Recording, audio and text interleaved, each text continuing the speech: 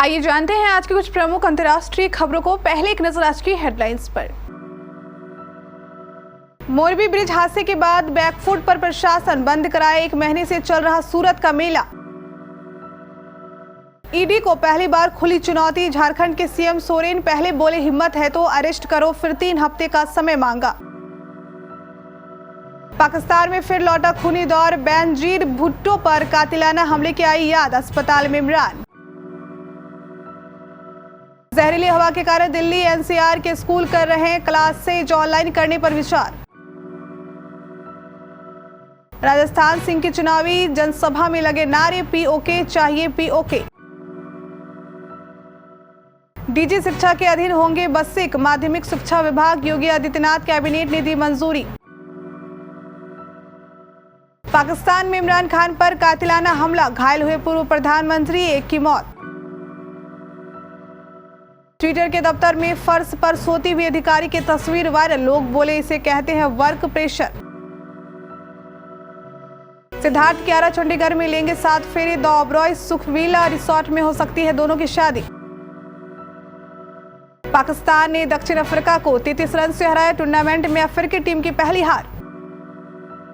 मोरबी केवल ब्रिज हादसे का असर राज्य के दूसरे शहरों में भी देखने को मिल रहा है। बुधवार को सूरत के चल रहे मेले को बंद करा दिया गया।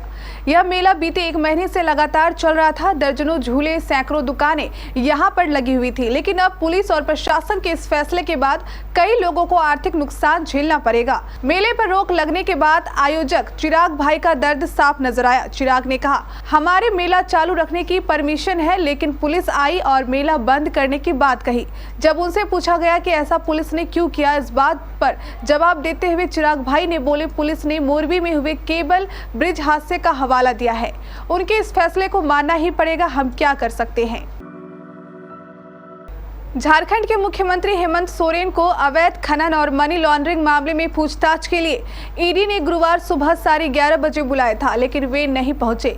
उल्टा उन्होंने जांच एजेंसी को सीधी चुनौती देते हुए कहा, अगर गुनाह किया है तो पूछताछ क्या करना, हिम्मत है तो गिरफ्तार करके दिखाओ। उन्होंने आरोप लगाया कि झारखंड सरकार को दिल्ली से गिराने की साजिश हो रही है। मुख्यमंत्री हेमंत सोरेन की चेतावनी के बाद मुख्यमंत्री ऑफिस ने ईडी के समन का जवाब दिया है। सूत्रों की माने तो मुख्यमंत्री ऑफिस की ओर से कहा गया, हेमंत सोरेन अपनी व्यस्तता के कारण आज ईडी कार्यालय नहीं पहुंचे हैं। ईडी से हेमंत सोरेन ने पेश होने के लिए 3 हफ्ते का समय मांगा है। इमरान खान की सरकार में मंत्री रहे फवाद चौधरी का कहना है कि पूर्व पीएम यह एक कातिलाना हमला है, उनके जान लेने के मकसद से यह अटैक किया गया था। लाहौर से इस्लामाबाद तक के लिए इमरान खान मार्च निकाल रहे हैं। इसी दौरान वजीराबाद कस्बे के पास उन पर अटैक हुआ था। हमले में 4 लोग घायल हुए हैं और इमरान खान के भी दाएं पैर में चोट लगी है। हमले के बाद इमरान खान को आनन फानन में बुलेट प्रूफ कार के जरिए अस्पताल ले जाया गया है। इस बीच इमरान खान ने जख्मी हालत में भी तेवर दिखाए हैं। उनका कहना है कि हम अपना लॉन्ग मार्च खत्म नहीं करेंगे। बुधवार को मामूली सुधार के बाद वायु प्रदूषण का स्तर फिर से गंभीर श्रेणी में खिसकने के कारण आज सुबह दिल्ली और उसके आसपास के इलाकों में धुंध की एक मोटी परत बनी रही। आलम यह है कि प्रदूषण से दिल्ली धुंधला हो गई।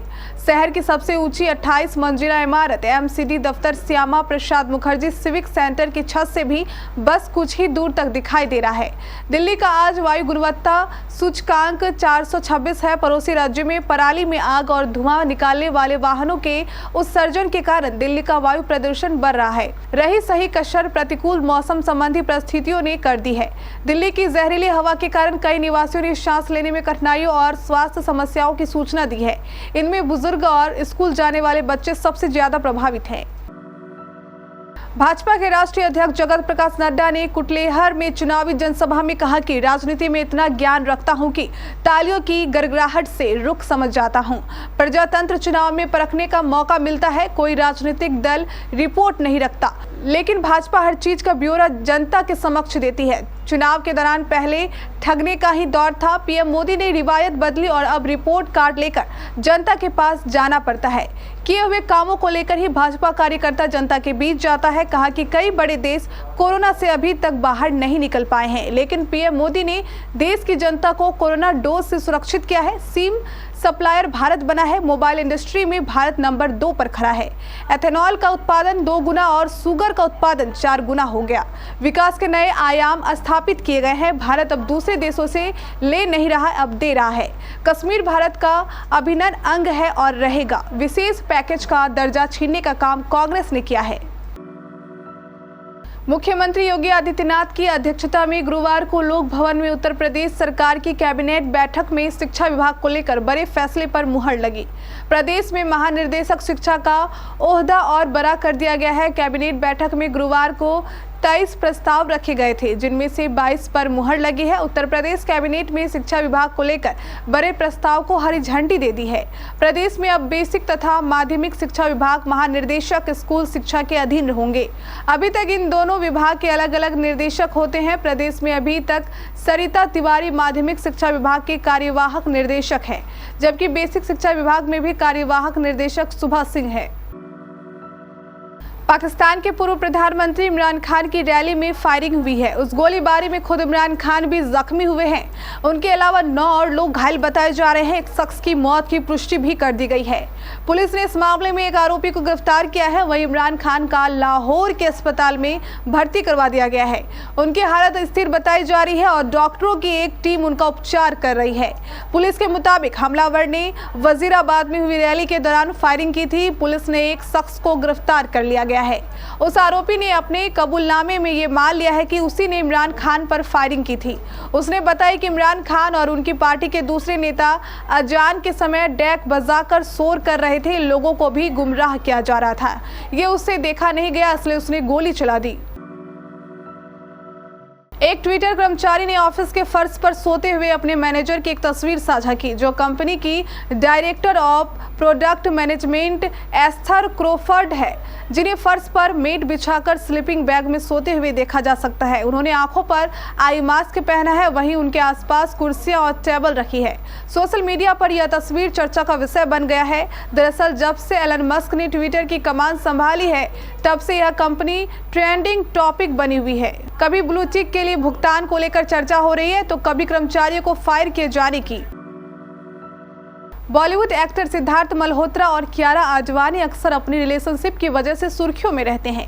मीडिया रिपोर्ट्स के मुताबिक दोनों जल्द शादी करने वाले हैं। इसी बीच अब शादी को लेकर एक और नया अपडेट आया है। कहा जा रहा है कि दोनों शादी के लिए चंडीगढ़ में लोकेशन देख रहे हैं। पिंक विला की रिपोर्ट के मुताबिक सिद्धार्थ मल्होत्रा की करीबी सूत्र ने बताया, दोनों 1 महीने से शादी के लोकेशन ढूंढ रहे हैं। कियारा और सिद्धार्थ इस समय चंडीगढ़ में लग्जरी प्रॉपर्टी देख रहे हैं। वहीं चंडीगढ़ के द ओबरॉय सुख विला स्पा और रिसोर्ट को शादी के लिए देखा जा रहा है। ये वही रिसोर्ट है जहां राजकुमार राव और पत्रलेखा की शादी हुई थी। पाकिस्तान ने दक्षिण अफ्रीका को 33 रन से हरा दिया है। बारिश के कारण दक्षिण अफ्रीका के सामने 14 ओवर में 142 रन का लक्ष्य रखा गया था। बारिश के बाद जब मैच शुरू हुआ तो दक्षिण अफ्रीका को 5 ओवर में 73 रन की जरूरत थी। यहीं से पाकिस्तान की जीत तय नजर आ रही थी। दक्षिण अफ्रीका ने शुरुआती 9 ओवर में 4 विकेट खोकर 69 रन बना लिए थे। इसके बाद 5 ओवर में अफ्रीकी टीम ने 5 विकेट खो दिए और कुल 39 रन बना पाई। इस टूर्नामेंट में यह दक्षिण अफ्रीका की पहली हार है। अब तक दक्षिण अफ्रीका एकमात्र टीम थी जो इस टूर्नामेंट में कोई मैच नहीं हारी थी। अब अफ्रीका भी हार चुकी है। इस टूर्नामेंट में शामिल होने वाली सभी टीमें कोई ना कोई मैच हार चुकी है।